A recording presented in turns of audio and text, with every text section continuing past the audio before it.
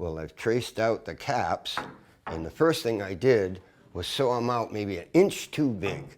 So there wasn't too much interesting about that. I just clamped them down there and traced them out. And the reason why you do that is because once you cut these caps out, they change shape.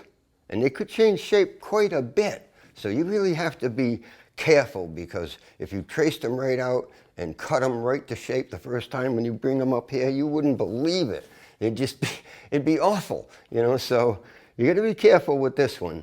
And I've got the other side all done, all fit, and they're overlapping each other right now where the scarfs are going to be. We're going to put the scarfs on this side in the same spot, basically, and I'm just going to show you how I go about fitting one of these first. I'm going to fit them individually. Put one down, fit it, take that one out of the way, put the next one up, fit that. I'm going to plane this inside first. That's the first thing I'm going to do. I'm going to take this one off and smooth that cut up on the inside. Now that was a bandsaw cut with a 1/2-inch blade. So I don't care who you are with a piece this long, you're going to go like this a little bit. So I have to plane that out smooth, see how that works out. And then afterwards, I've got a little gauge that I made that'll jump around there and put a mark on the top. So I'm going to cut the thing. I'm going to plane this side and cut this side again. So we've got this one in place, and what we're going to do is fit the next one up on there, and it's right here. So I'm going to put it in position here like that, but I'm going to pick this up and slide it right underneath there like that. Now I'm going to slide it forward until it where it belongs. Well, we're putting the after piece in here, and I'm just going to pick up this one, put that underneath it, and then I'm going to slide it right up there. Now that's the position it should be in, right there, and maybe a little bit forward there. We've got all the caps in position right now. They're overlapping each other, and like I said, I've positioned the scarfs on the other side. I haven't done that here. But what I want to do first is just take this one out of position and lay this one down nice and flat. Now, it's already been traced and cut again. The first cut was like an inch too wide. Then I set it down and traced it and cut it again. You know, and it sprung a little bit more, but nothing serious. So let me slide this one right back again. And we're going to clamp this one right down. Yeah, it's okay.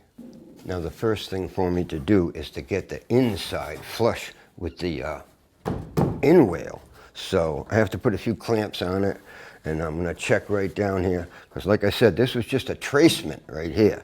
So let's see how good it was. Oh, it fits pretty good. I'm going to take a little off the end right here, and I'm going to take some off the other end before I smooth the length of it up. Now I'm going to just extend the inside line right there.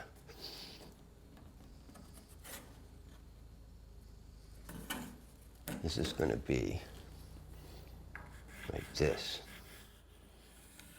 So I'm going to cut that off first. And what I did back aft, and then I'm just going to smooth the inside of the whole thing with a plane. I've got the first piece clamped up on the bench right here. You know, I'm just using a wooden clamp right there, and you know, 3 sawhorses here to make a bench. And you know, I don't have a fancy workbench or anything. This will do right here. So,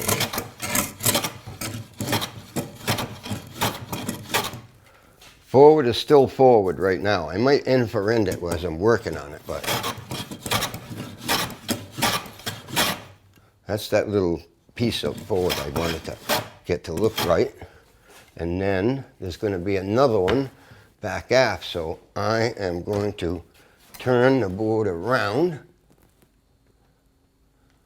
like that. Clamp it back up again.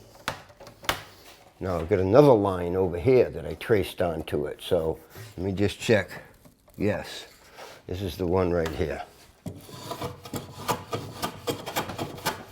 Another thing is that I'm not holding with my right hand the handle.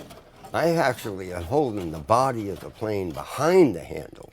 And in this situation right here, You know, if you hold the handle and you moved up and down, say 1/4 inch, it would translate to more angle on the piece than if you hold the plane by the body. It makes it easier to keep the edge 90 degrees to the surface.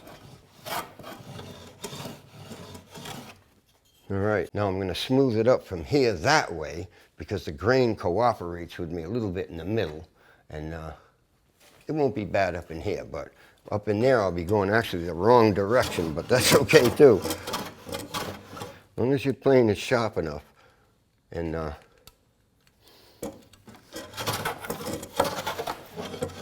you hold it diagonally across there, because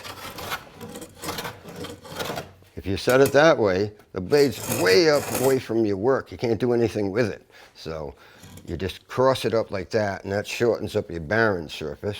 Just make sure that your blade is hovering over the wood, because it could be here or here and you wouldn't get much result. You have to have it right there. I've got my fingers underneath gliding along there so that I can keep it where it belongs. I'm actually using my fingernails to slide on the wood down below, so you can see how I got my hand in there. And I can feel lumps, I can hear it, and I can get it to work out. Now that was from there that way. A couple more little lumps up here. This is where the bandsaw drifted around a little bit. You know, I cut these by hand this length with no horse on either end, and left the line completely so I'd understand what I had to plane off. And there you go. Now I'm going to turn it around.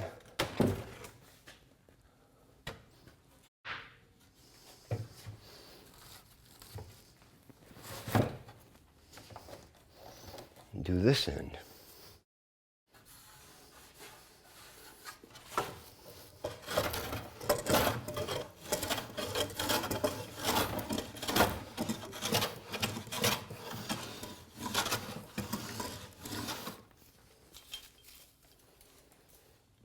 The draw back actually gives you a lot of information, because you can feel the lumps as you draw back, because they're not cutting and confusing yourself with the cut.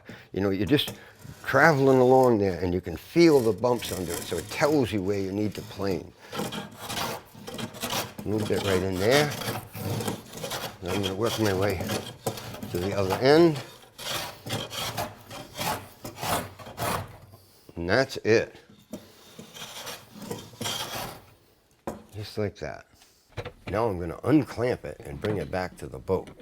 Now this is the way we want it, with this little reveal right here. We don't want this to be out to that edge, so it's set back like a 1/16 of an inch. Now I've got the cap evened up the way I want it on the inside, and I'm going to take this little marking gauge here and mark a line that's almost 1/4 inch in from the edge of the guard. And you have to keep your eyes on this thing as you go along, because you want to keep this bearing right against the guard. If you let it drift around like this, it's not going to be where you want it. So to be just nice and careful.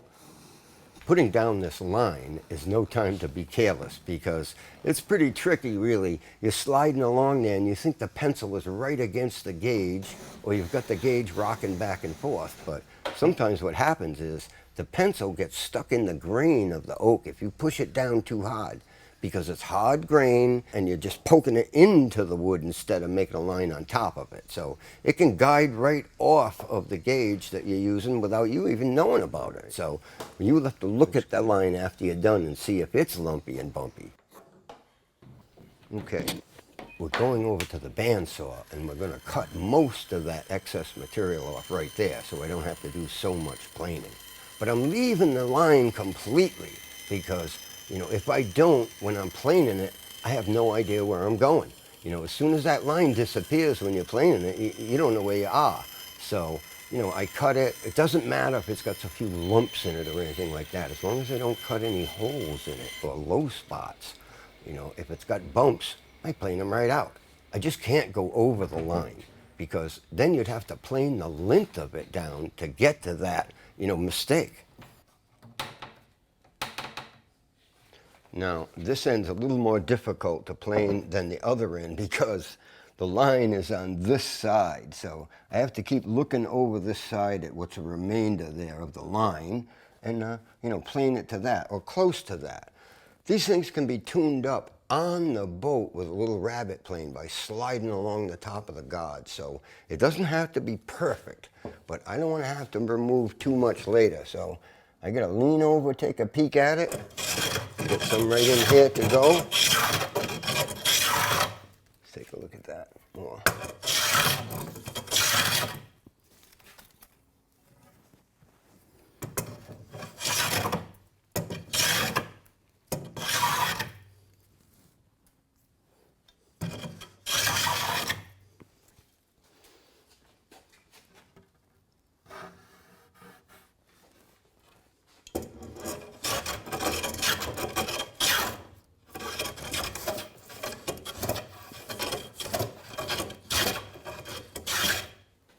So I'm kind of double checking as I go here. I'm using the lowest parts as a guide. I'm looking over, looking at the pencil line, and when I plane it, I can guarantee you that I'll feel a little hump right in there. So I'm using the sound, the feel, and looking at the line. Yeah, you see that was on top of a little hill there. Yeah, now it sounds better. I'm going to go back and look for the line back here. A little bit back in here. Now, I'm going to unclamp it and turn it around. Now, this way is a little easier because I've got the line on my side, so I don't have to lean over and look at it, right? So this is the same thing. When I plane it, you'll hear it planing in here. It'll be like a lump, a couple little lumps here and there. And like I said, it's always because I can't go straight enough with the bandsaw to make it perfect. It's impossible.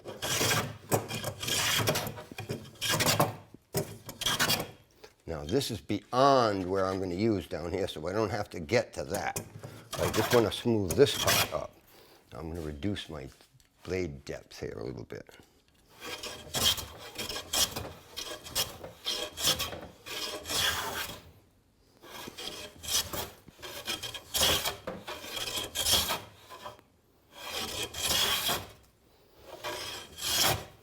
All right, I've got it close to the line here, but up in here, it's a different story because you've got grain going all over the place in here. This is coming up, this is going up this way, so it's not going to cooperate as well, but it's not going to stop me either.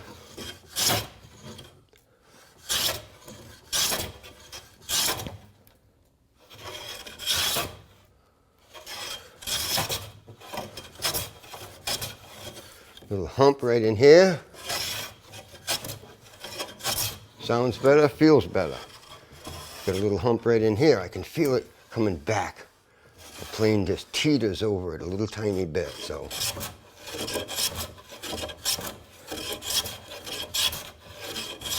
Like that. All right, I've already got this other end done.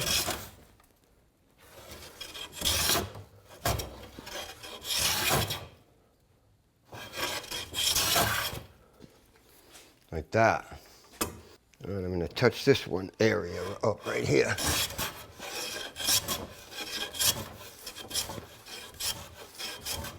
Let's have a skidder.